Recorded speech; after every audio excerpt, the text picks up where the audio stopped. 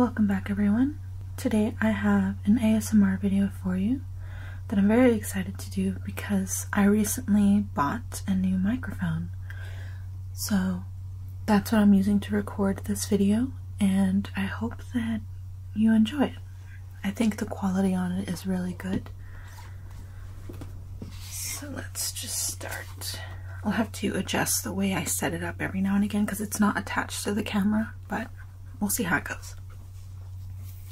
So the manga volume that I am going to, review is Jujutsu Kaisen Volume 2.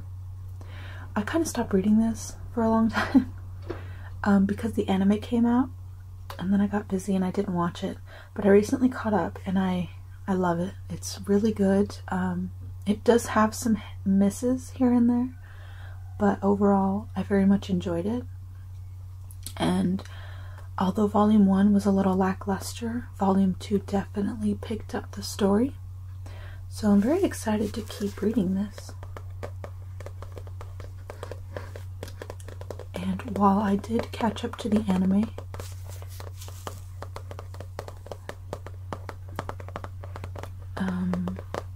it has been a while. I'm waiting on, actually, I think the newest episode comes out today. It comes out every Friday.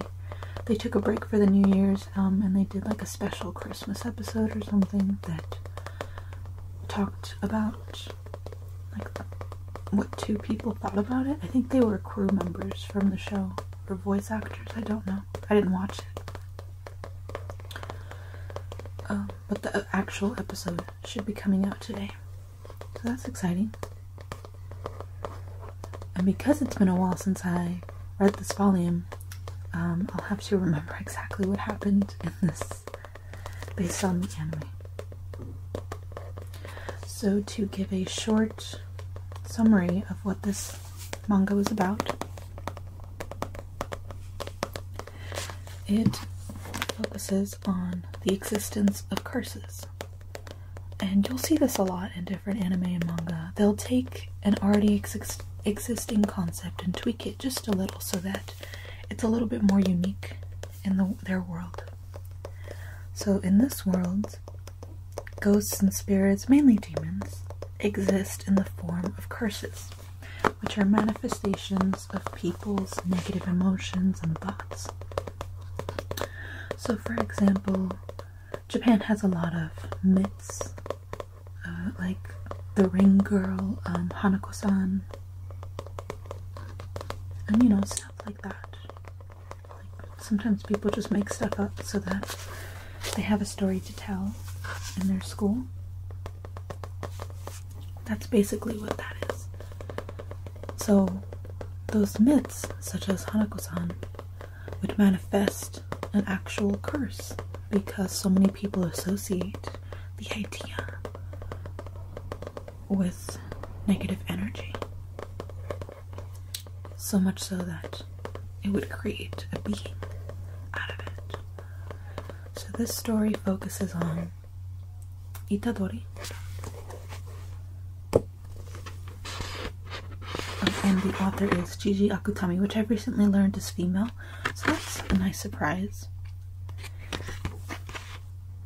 It's always expected that shonen manga authors are male, just because it's the target demographic for shonen manga, which is young boys.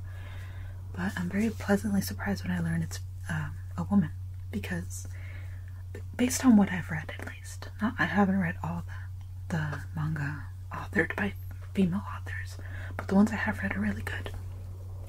So there is our main character, Yuji Itadori. He ate a finger in the first volume, and this cursed object, they call him, but basically a demon, called Ryomen Sukuna, now lives in his body. So it's like Naruto, but with a finger. And this demon doesn't particularly like him, so it kills him basically in the first volume, spoiler alert. But he's revived. He makes a deal with him that he forgets as part of the deal. so he can come back and protect his friends. On the other side, we have his classmates, Megumi Fushiguro and Nobara Kugisaki. They're first years in a school now called... Oh shoot, it was a really long name and I can't remember what it is. But it's like a basically what the title is, Jujutsu High School, where people who fight cursed objects are trained, like My Hero Academia and like other places, even Naruto had a school. And his teacher is Satoru Gojo. So they make up the first year class. It's not a very populated high school. Oh, and then this guy is like the assistant to Gojo. He's very funny, I like him.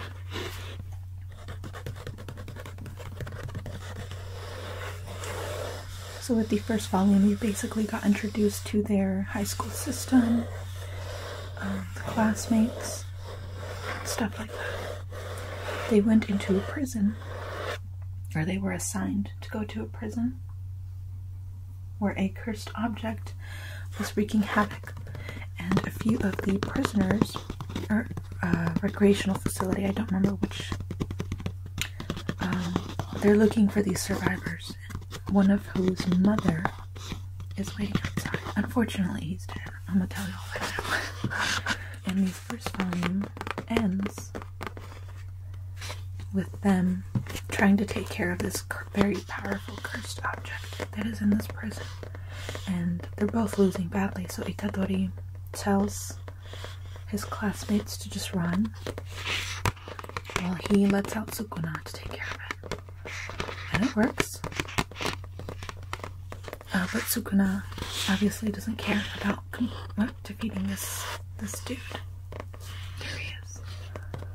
Instead, he thinks, well, this is a perfect opportunity to mess with him because he hates them both. Because obviously they're keeping him trapped in his body. So he tries to tell the cursed demon, hey, let's team up. But this demon's stupid. And he ends up getting himself killed by Sukuna. I did make a comment last video that I really like the art style. I think it's very dynamic, which really fits. Some of the action scenes I think could be a little better. I think she needs to work on that. But this is only her second volume, so I can forgive that.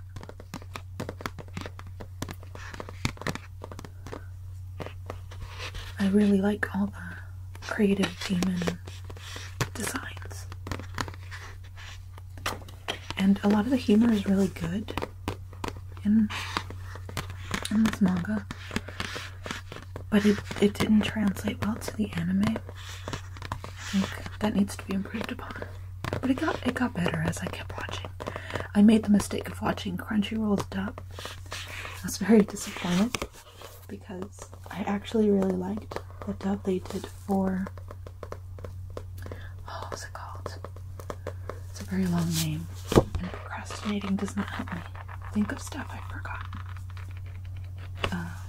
Welcome to Demon School Iruma. Loved that series. I was reading it and then I learned that an anime was being made. Very last minute. And it's a series that I very much thought needed a dub. And then Crunchyroll did one and it was pretty good.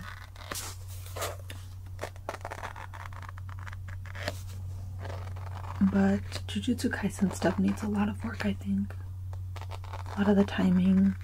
It could just be the anime, but some of the lines that are said by the characters just aren't good. Whoever's writing the script needs to work on that. And again, the humor just didn't translate well in certain parts. But overall, very good anime. So, in volume 2, again, Sukuna obviously defeats this demon. And he's like, Itadori, are you done now? Let's switch back. I'm done. But he can't. And he realizes, oh, he's having trouble. This is my chance to escape and kill off the other Jujutsu sorcerer, his friend, Megumi.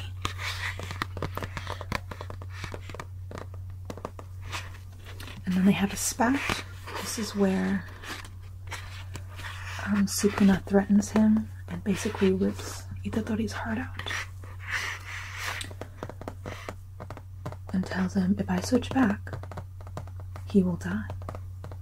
Or I could just stay in my demon form and it'll heal, because I don't need a human heart to live. And basically taunts Fushiguro this way, but Itadori switches back anyway. He fights through it and he dies. This is also where we got a little more backstory, or not backstory, but characterization with the main villains.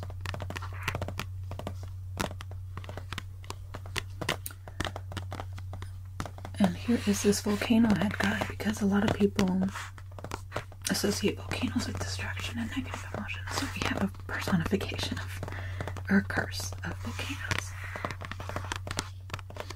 I can't remember this guy's name, but he's bad. And he's trying to take down the Jujutsu sorcerers using these lower level demons.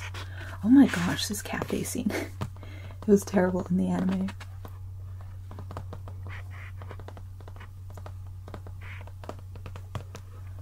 So yes, Itadori is presumed dead. They're about to dissect him. And then he wakes up. And they're mourning him. They meet their upperclassmen, one of which is this panda that kicks butt. It's really funny. The other is her. I can't remember her name either, I'm sorry. But she's great. She mainly uses weapons to fight, because she doesn't have cursed energy of her own. And then this guy who only talks in like ingredients for food. There, see? It's very weird and does not translate well in English dub, I think. So yeah, thank goodness for subtitles.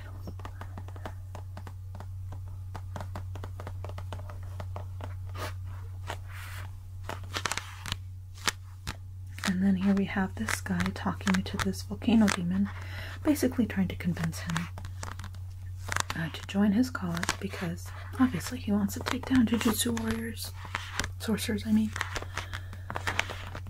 And he basically tells him, you know, if you go after Gojo right now, you die. But this demon doesn't do that anyway. But this black-haired curse tells him his plan, which is at first to get Sukuna on their side, to capture Itadori, and then, oh wait, I'm sorry, first immobilize Gojo, then make an ally of Sukuna. And then here we have where Itadori basically makes the contract. There's the doctor that was about to dissect him. And then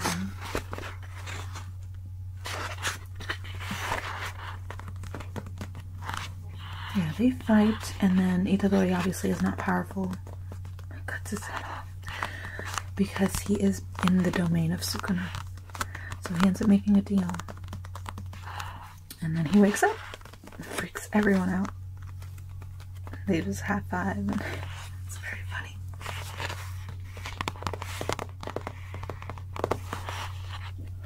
So stuff happens. This cafe scene, I feel like y'all should just read this first or watch it in the anime, because it's a lot funnier in the anime, I think. It's a few panels here. Like, this guy knew what was up. He survived. Everyone else is dead.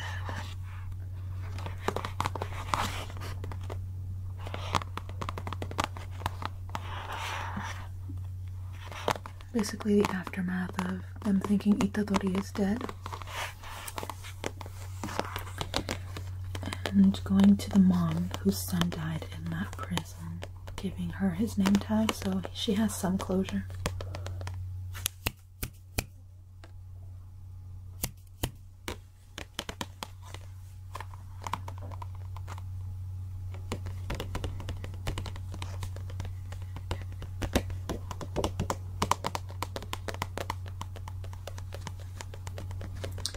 And then Gojo trains Itadori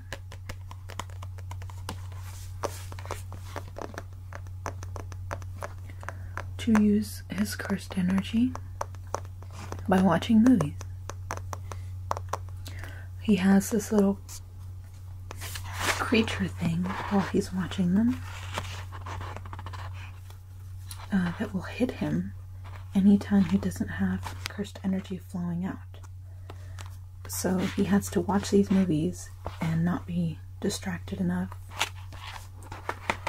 to constantly be pushing out cursed energy. And this is so he can use it naturally instead of having to think about it, which I think is a pretty good idea. A little violent, but it's manga. And then that's basically the volume up until Gojo is headed to a business meeting and he gets ambushed by the volcano head cursed object. So they have to fight, but then Gojo's like too powerful. So in the time he punched this cursed object, he somehow rushes back to Itadori at the school and brings him over so he can show him exactly what a domain is, which is when someone with cursed energy can create like their own world, secluded. And being in this world means that your ultimate moves always hit. So it's pretty cool, and all of them are unique, which makes it a really neat idea.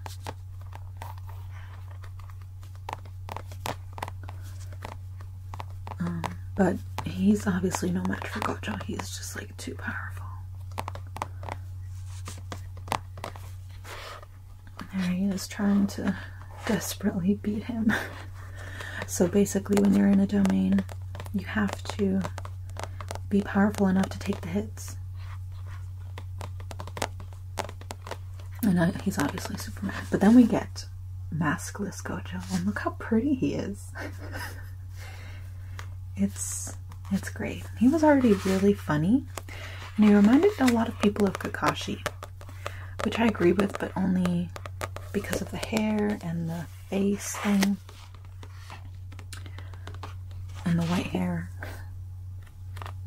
But he beats him. However, one of the other demons comes to save him, so Gojo can't basically take his body into custody. And then we have this after credits scene, sort of, where we are introduced to another cursed demon.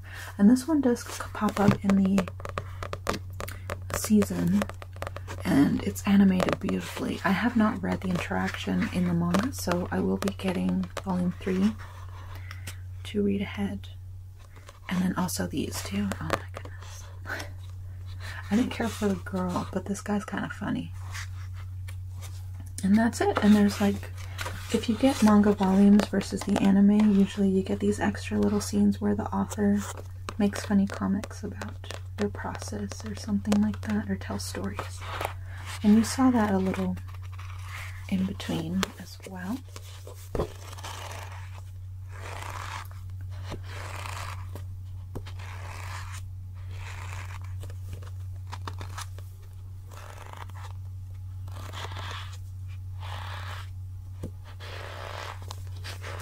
So that is the end of Jujutsu Kaisen Volume 3. I would say this volume kind of ends around maybe halfway through the first core of the first season. I think we're on episode 15 right now.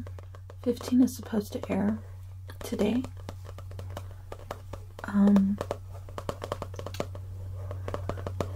So I would say halfway through that first core, they meet those two sorcerers and whatnot, and then the rest is just Itadori training, and then the final fight between that one guy.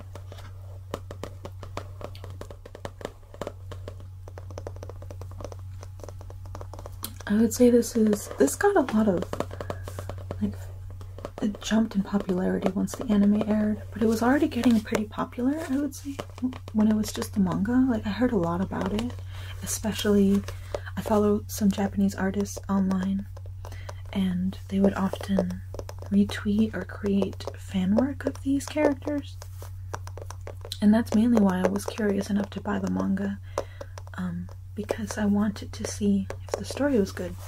Also, even though it's not, I wouldn't call this horror, but a lot of people are calling it shonen horror, which okay, because of the theming and all the demons and the gore and stuff. By the way, the anime is really gory.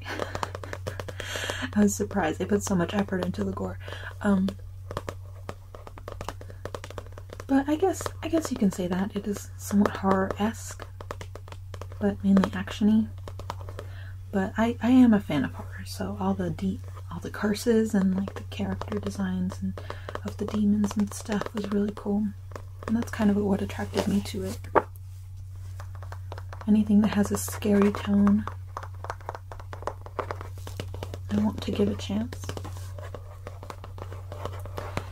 So I would recommend this for anyone interested in picking up a shonen title.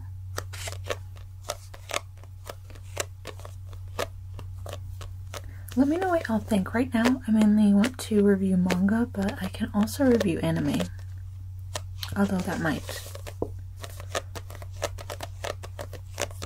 I mean, I'd be spoiling the whole series versus volume by volume.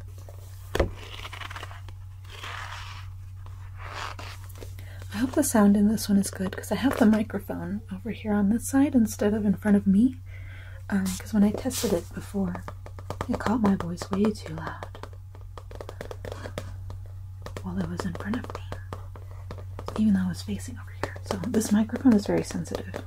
That can be a good thing or a bad thing. I'll just have to adjust the way I set it up in the future. But I hope you all enjoyed, and I will see you in the next one.